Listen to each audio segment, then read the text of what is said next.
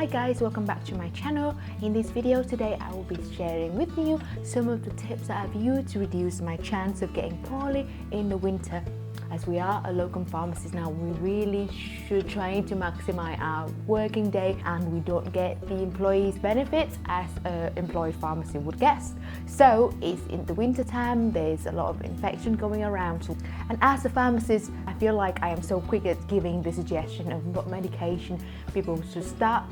But actually, if we just look into it, a lot of condition, a lot of ill health can be cured. Use the holistic approach, look at the root cause of the problem instead of just giving people medication, because medication does come with side effects. So if we can do something to prevent us from getting the ill health, and prevention is always better than treatment. So what can we do to improve our immune system, to improve our physical and mental well-being, to avoid our chance of getting the infection?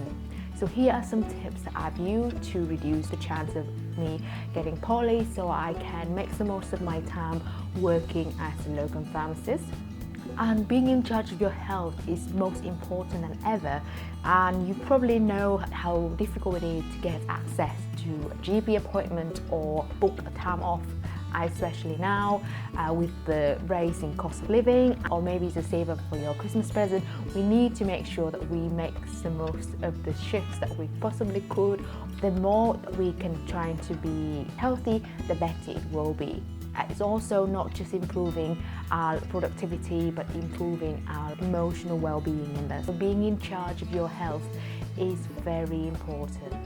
Today is a day off. I have the opportunity to sit and reflect on the shift because I've been working 6 days a week, and it's nice to actually recap and recalibrate what's essential, what is not, and actually have time to sit and share with you guys my experience and how I look after my well-being during the winter time. And I've done so well so far, touch wood, but here are the things that I've tried. So let's make a start. Nothing as nice as a warm cup of tea, looking outside the window when the temperature is -2. I am lucky to get a day off today. It's strange to get a day off on Monday. I was thinking, what can I do to make the most of my day? Something good and easy as make a start on recording and sharing my experience. So let's get started.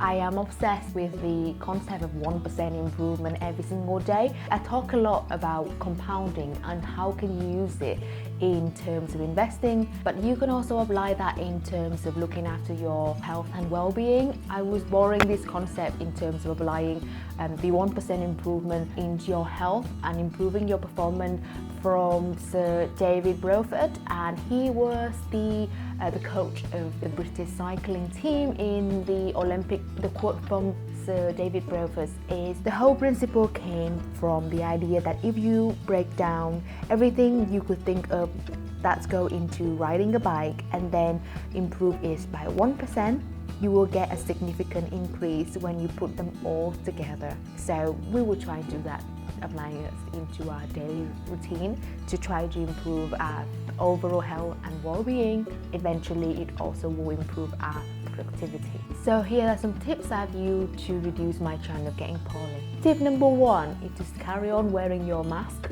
As a locum pharmacist, you are going through a lot of different branches. You meet a lot of patients and different staff all around different locations that you are going to, and obviously if you can try to reduce close contacts and minimize your exposure, then your chance of getting infection will be low. Tip number 2 is still practice hand hygiene. You also should carry your sanitizer and wash your hand throughout the day. And as festive periods coming, we're probably getting a lot of treats from patients, but just be conscious that before you touch anything, unless you wear gloves, your hand will be touching a lot of Tip number 3 is schedule your downtime. I am so obsessed with creating my to-do list. So many things that I want to achieve throughout the day. It's a long to-do list that we always love to bombard ourselves with, but actually it's really critical for us to schedule downtime, because I used to do 7 days a week with no break, but I realized that that is not sustainable. Your body is the temple, so we just need to make sure we look after it and schedule the downtime so we have a regular break and kind of like body MOT, so that we can use our body in the long term. Tip number 4 is to be consciously aware of what you eat. Food is the best medicine, but also a slow poison. We are also what we eat, and I know from my own experience that if you are working full time, you are going to different places, chances are you probably don't have time to do a home cooked meal. Knowing from my experience, there was 1 week that I just eat festive bake every single day for my lunch. The processed food and the saturated fat and the vegetable oil that we are consuming can damage the arteries and cause a lot of complications. And also, whatever we eat, our bowels will have to process them, and we know that your bowels is like a second brain, and it's sending the signal to your brain. If you can improve your gut health, you can improve your brain health. So if we want to improve our productivity, we just have to focus specifically on what we eat daily. Tip number 5 is focusing on movement. Move your body. I am lucky that I get to places using public transport, so I do need to walk about a lot. But if you are commuting by your own car, after finishing the shift, then you can schedule time to the gym, or maybe park a bit further away from the pharmacy so you can walk. It could just be as simple as 15-minute walk. Research have shown that it will reduce your blood sugar. So movement is very important, and I know from my own experience that it's much more difficult in the winter to be active. For myself, I used to have the opportunity to play tennis, and in the summer at 5 o'clock when it's bright in the mornings, I feel much more energetic and I could go play tennis, which is not an option now because it's still very dark in the morning and it's so expensive, I hate, for indoor tennis, so I've not been able to do that. What I do is that I try to yoga before I get ready, or if we don't get to go for the walk, then we would try to plan to go hiking in somewhere on a Sunday. When we look into it, we are hunter-gatherer, evolved by walking to many places, which is not something that we do a lot now, as we have the convenience of having the car, or we can get our food delivered or get all that shopping delivered to our house. Bear in mind and trying to suggest some changes to see what else you can do to